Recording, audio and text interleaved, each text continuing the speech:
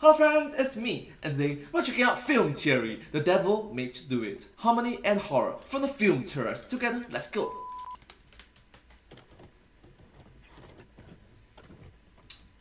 A VHS tape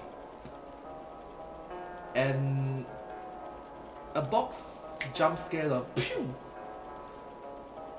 Okay, so there's gonna be a jump scare. A scary jump scare, I guess? What's that?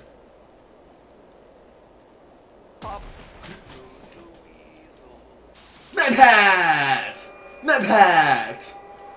I know there was a jump scare, but Hello Internet, welcome to Film Theory. Hello Internet, welcome to Film Theory. Hi! Come on, Mad Hat, that was not cool. Everything is all fun and games until it isn't. So it's been a bit of a hot minute since we last talked about spoopy, scary animatronics on this channel. Over a year, in fact. It's a long time, especially when you consider that some other channels out there are able to get like a video a week out of that sort of stuff. Five Nights at Freddy's, FNAF! I mean, who do you think we are? Game Theory? That said, there is a series that I've been wanting to talk about that scratches the same animatronic itch. Harmony and Horror, created by the incredibly talented animator Baddington right here on YouTube.com. Now, if you've watched analog horror before or you follow our theories covering them, you know the drill. It's the 80s, everything is on low-quality VHS camera footage, and things that are normally fun, in this case toys, are getting corrupted, turning scary, attacking nearby security guards. Man, this really is like FNAF, isn't it? I just can't escape it. Another thing Harmony and Horror borrows from its FNAF father is a complicated timeline. In classic analog horror fashion, the uploads here aren't happening in chronological order, which means that putting together a timeline of events gets challenging. We see the same event from multiple different perspectives, those uploads are happening more than a year apart, characters are pulling double duty, there is a lot of mystery here. What's more, it appears that the story of Harmony and Horror is being told to us through literal tapes in universe, with most of the uploads starting as a VHS tape that gets put into a VCR, meaning that there is a meta layer on top of all of this. So with my FNAF timeline finally done and written, I wanted to sit down and put together another animatronic story, one that's much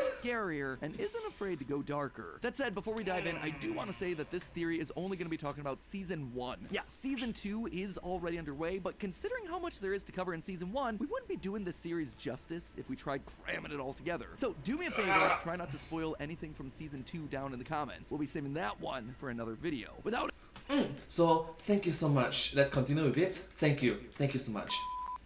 any further ado, dim the lights and hug your Stitch buddy close. You're gonna need him. It's time to tell the tragic tale of a family that's been broken apart by greed and ultimately held together, reluctantly, by Satan himself. Our story follows the Greywinder family. Martin, his wife Gloria, and their 3 children, Thomas, Macy, and their infant girl, Ava. Martin Alright, so hi Greywinder family. Let's go. and his brother Arthur co-found a toy manufacturing company called M&A Harmony Toys, along with an entertainment production company called M&A Harmony Play Productions. The M&A here obviously standing for the brothers, Martin and Arthur. Now, sadly, things don't seem to be going too well for the both of them. In the video, Are You Happy?, we see the screen briefly glitch to reveal a newspaper clipping reviewing one of their toys, Henry the Puppet Doll. And the criticism isn't kind, saying that the toy feels more dead than alive. This infuriates the prideful and jealous Martin, starting an obsession to make the most lifelike toys imaginable by incorporating parts of real-life creatures. Think that killing it and turning it into one of those monstrosities that I said would be a bad idea is the way to fix it. Arthur begs him to stop, but Martin refuses, partly out of obsession, partly out of pride, but mostly because Arthur is having an affair with Martin's wife, Gloria. Oh! You two. Martin, stop like that. With his life crumbling around him, Martin becomes angry and violent, especially towards his son Thomas. My daddy loves me. He loves me, though. Even if he beats me, though. It gets bad enough that the police eventually have to intervene, as we see in the video Rebirth. Know why you're here? Does it have anything to do with being harming your son? No. By 1980, Alright, so I understand that disciplining your child is very important. Sometimes hitting is also part of it. But the moment that the police is involved, things is going way wrong. That means you being a father, you mess up. You hit too hard. There's no control over your hitting. There's no control in your discipline methods, in your punishment methods. You mess up pretty badly. 1982, Martin's become a full-on murderer. We see this in the videos Are You Happy and What Went Wrong, two archives of the local children's show that Martin produces through Harmony Play Productions. And what they depict is, it is truly disturbing. In the videos, two children and their dog Bonzo visit a traveling toy maker in the hopes that he'll make them the perfect toy. The toy maker agrees, but is sad because he can't make the toys more lifelike. My toys can blink, but they can't see. My toys can walk, but they can't dance. My toys can eat, but they can't taste. Can't make the toys more lifelike, huh? It's almost like art imitates life. Regardless, the kids offer to help the toy maker out, so he sends them out on a series of fetch quests. This includes bringing back a needle and thread, paint and fabric, and perhaps most strangely, their dog, Bonzo. What do you need him for? The toy Why? needs to be happy. Don't you want it to be happy? This then Wow! That sudden change in tone was very... becomes his first monstrous creation, a giant living version of Stitch Buddy with the spirit of the dog inside of it.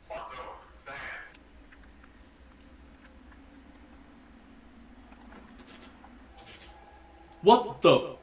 Large, dangerous, and obedient, Martin loves his creation, so he continues. The final ingredient he needs for their perfect toy is their voice, asking the kids to repeat after him. But before we hear what he's saying, the tape is interrupted by a federal warning telling viewers that if any of the original audio or video from this section of the broadcast remains, they must close their eyes, cover their ears, and turn their head around 180 degrees. Public access television ain't great, but it can't be that bad, right? Towards the end of the tape, we're shown pictures of several kids who died in 1982, the same year as this particular broadcast. Under each picture is the child's cause of death. One that came from a seizure while watching his favorite show, the other whose head was facing backwards. Both of these are heavily implying that whatever happened to these kids was caused by the cut part of the broadcast. The whole event would eventually come to be known as the Harmony Broadcast Incident. But evil tapes, that's only the beginning of Martin's descent into depravity. Around the same time, Amy Wilson, Martin's intern at M&A Harmony Toys, goes missing. Here's the thing, this isn't the first time we hear of this character either. One of those pictures of people who died in 1982 was labeled Amy Wilson, but she wasn't the victim of some TV broadcast gone wrong. She was murdered by Martin. Her picture says she stopped screaming when her spine came out. Whew, that is just that is just a special layer of dark. And it's Yeah, that's a very special, unique way of dark. seemed like the Harmony Broadcast Incident was Martin's confession to this particular crime. You see, when the boys from the cartoon go to collect the needle and thread, they get it out of a body bag with a human corpse inside of it. Just look at that face. It is floppy and structureless, almost like its skull and spine were removed, just like Amy Wilson. Hold on. Madpad, please, gosh. Wow. Going from cuckolded husband and jealous toy maker to serial murderer? I mean, that is a massive leap of escalation. Why? Why did these kids die? Why did Martin kill Amy Wilson? Why is he resorting to releasing a creepy, evil video broadcast if he's just obsessed with creating lifelike toys? The answer, my friends, is Satan. The devil literally made him do it. Right at the beginning of the video, Are You Happy?, we get this line. Andrew, you interrupted my dream. I was dreaming about a man dressed in red with ice cream cones on his head. That's ridiculous, Marcus. A man dressed in red with ice cream cones on his head. Ice cream cones or horns. Later, in What Went Wrong, we actually see the silhouette of this very man. It's a figure that's so intimidating, it scares the toy maker. Please, I just need more time. You just need to give me more time. You just need to give me more time. No.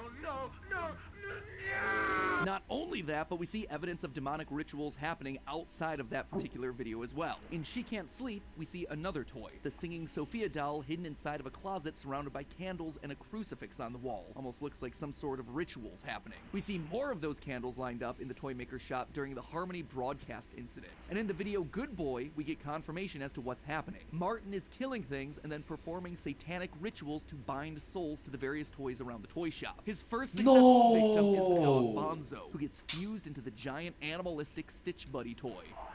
Listens to me now. It does what I say. It proves the obedience of what I've been working on. The part that was clipped from the Harmony Broadcast Incident, yep, it had to have been some sort of demonic incantation that certain viewers at home felt the need to repeat. He clearly made a deal with the devil to make his toys more lifelike, and all of it for perfection and control. Especially control. He really likes that feeling, and it's something that we're going to watch him assert on his family over and over again across the next 4 videos.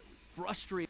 Bro, do you know what he needs? I think he needs some positive, helpful healthcare therapy. That'll be useful.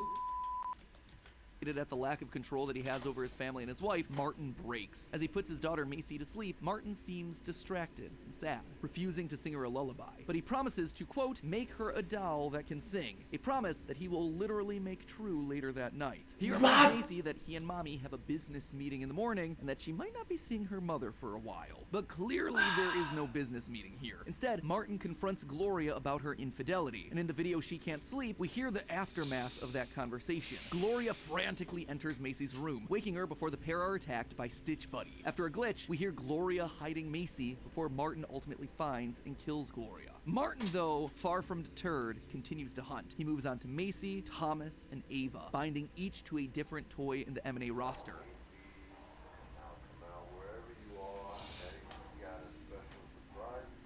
Thomas becomes Henry the Puppet, Macy becomes Sophia the Singing Marionette, and Ava the Baby becomes, well, this thing.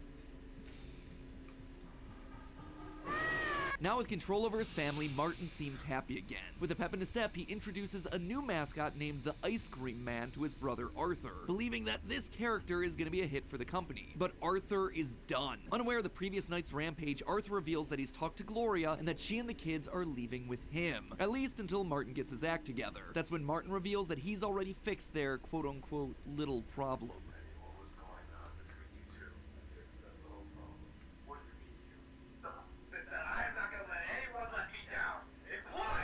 Interestingly, this is exactly what the toy maker says during the Harmony broadcast incident. At this point, Martin has basically become the character. I am not going to let anyone let me down, including you! Using his demonic rituals, Martin then fuses his brother into the Ice Cream Man suit. But even though he's gone, parts of Arthur's soul still shine through. In a scene split across two separate videos released a year apart, we see that Arthur, in the form of the Ice Cream Man, forces Martin to pay for his crimes. Legitimately, it's a cool creative choice, but as you might suspect, this is far from the end of Martin. He suffers the exact same fate as his family, his body disappearing and his soul becoming trapped inside yet another animatronic, toy, puppet thing. Everything's been used! I suppose you could say he always comes back. This time, Oh my gosh, the purple guy! I always come back. Five Nights at Freddy's reference. though, we're dealing with the creepy clown known as the Jester. At this point, the outside world considers the Grey Winders to have vanished. We see a news report in the video Local 13 detailing a police raid on the Grey Winder household. While they find no signs of Martin or his family, they do discover the bodies of 8 other victims, with their limbs cut off and their skin empty, presumably the people that he killed to make his first wave of monstrosities. With the Grey Winders now gone, some other corporate entity swoops in and buys the business, taking over the M&A Harmony toy store and continuing to sell the evil dolls. So is that the end? Obviously not. We find out exactly where the family is these days thanks to the title of the next video, which is this. If you're an ARG veteran, you'll recognize this as an encrypted sentence in a simple Caesar cipher. If you shift each of the letters in the title back by 1, it reads, "They are inside the building." Their souls are still trapped there, inside the toys, begging for release, bashing their heads against the wall in an attempt to escape. And bit by bit, they're losing themselves to whatever demonic curse that Martin cast on them. In I Want a Toy, we see the Henry puppet doll sing before breaking down as a literal demon crawls out of his head. In Don't Cry, if he refused to sing with Sophia, her face opens up and a demonic tentacle comes out to attack the viewer. And in Goodbye My Loved Ones, Arthur's spirit straight up tells us that he doesn't have much time left. I don't have much time. But most interestingly, he asks the viewer to stop him. Stop him from How? what exactly? From what? Attacking and hurting innocent people. Several of the videos feature the toys at the M&A Harmony toy store coming to life, attacking the security guards, crawling through the vents to get to them. And one shot here features a grotesque pink monster. That right there, that is Arthur. That is what he's been cursed to become. And through it all, Martin's soul is still within the Jester, haunting the store right alongside the rest of them, trapped in a nightmare of his own creation. Now, we could certainly leave things there, and we'd already have ourselves a tragic, compelling story. A man so obsessed with creating perfection that he ends up being the downfall of his own family. But we're not done yet. You'll notice that one member of the family avoided being stuffed into an animatronic suit, as it were. Martin's wife, Gloria. For whatever reason, she isn't transformed into a toy, and she isn't cursed in the same way as the rest of her family. So where then is she? She can't have been the only one to have escaped, right? Right, he's here too. Throughout all of the videos, if you pay attention, you'll notice a ghost appearing in the background of several shots. She appears in Are You Happy as a a ghost lingering in the background. In Through Broken Windows, she's behind the image of her son. In Wake Up Bonzo, she's emerging from the shadows. In Henry.mp4, she's staring into the toy shop. And most importantly, in Goodbye Arthur, she's reaching a hand out and begging the viewer to come with me. But why? Why has she invaded these tapes, this archive of all of Martin's sins? Why is she breaking the fourth wall to tell us to come with her? Why is she talking to us? Well, it's because we are Martin. We are the jester. We are literally the bad guy of this story. Rewatching these tapes over and over and over, obsessing over the details of our life, trapped inside of this nightmare. At the top of the theory, I mentioned how most of the uploads in the series begin with a VHS tape being inserted into a VCR. What I didn't mention is that if you look closely, you can see the reflection of the character watching the tapes inside the television screen. Out right there, that is a great detail. And whose reflection is staring back at us every time? Martin, the jester. He's watching the tapes, and Gloria is using the tapes to try and get through to him, to us. In the season 1 finale, Come Back to Me, Gloria's twisted face calms, the wide-eyed scream becoming a solemn sadness. It's here that she reveals that she was the one playing these tapes for us, showing us the story, begging Martin to see what he's done, how he's hurt the family, how they were all proud of him before his deal with the devil, how he can still come back to them and make things right. And for a minute, it seems like there might be hope. The beginning of this video reveals that the field from Rest Assure, where all his fears and regrets from his life can't hurt him, that was actually where he had his first date with Gloria, where they started their relationship, which led to their family. That's a place where he doesn't have to be the jester. He doesn't have to be the toy maker, or whatever his deal with the devil turned him into. But Yes, a place with happy memories, a place where he is himself, full of love and positivity. But it's kind of sad to see the downfall of someone. It's like, it's kind of sad. But Martin can't come back. At least he doesn't want to. Whether it's because of his rage or his regret or his corruption, Martin is too far gone. He breaks the television and banishes Gloria's spirit as the screen shatters. So there you have it. That's Harmony and Horror Season 1. Or at least the best I could do at putting together this fragmented narrative into the heartbreaking story of a man's destructive need for perfection and control. As I mentioned before, Yup, and that is just season 1. Matt mentioned there's a season 2. Season 2, so yeah, it's getting dark.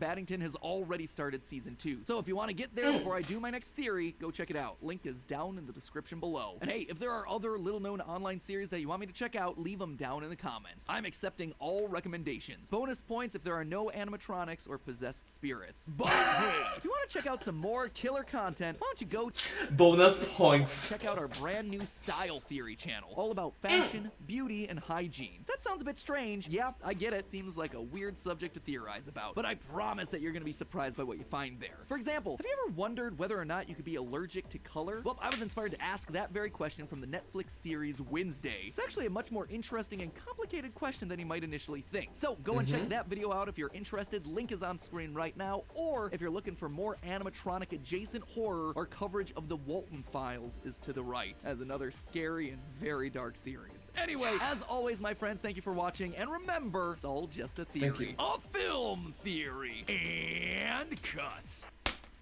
Well, thank you so much for watching this video. I hope you find this video quite interesting to watch. A lot of hidden laws and just unexpected twists and turns in this story.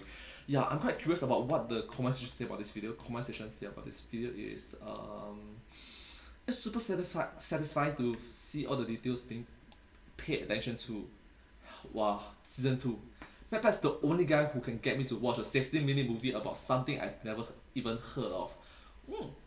Really glad Baddington is getting noticed by big channels like this. Oh yeah, that's right! I'm just glad that MatPat is paying attention and giving props to these individuals with a lot of creativity. So yeah, thank you so much. You guys did a great job. And once again, if you do like this video, please remember to like, share, and subscribe to my channel, and I hope to see you on the next video. Thank you so much. Ring the notification bell as well. And yeah, but hey, that's just a theory. A film theory. Thanks for watching. Thank you. And I hope to see you all in my next video. Bye bye. Kaboom.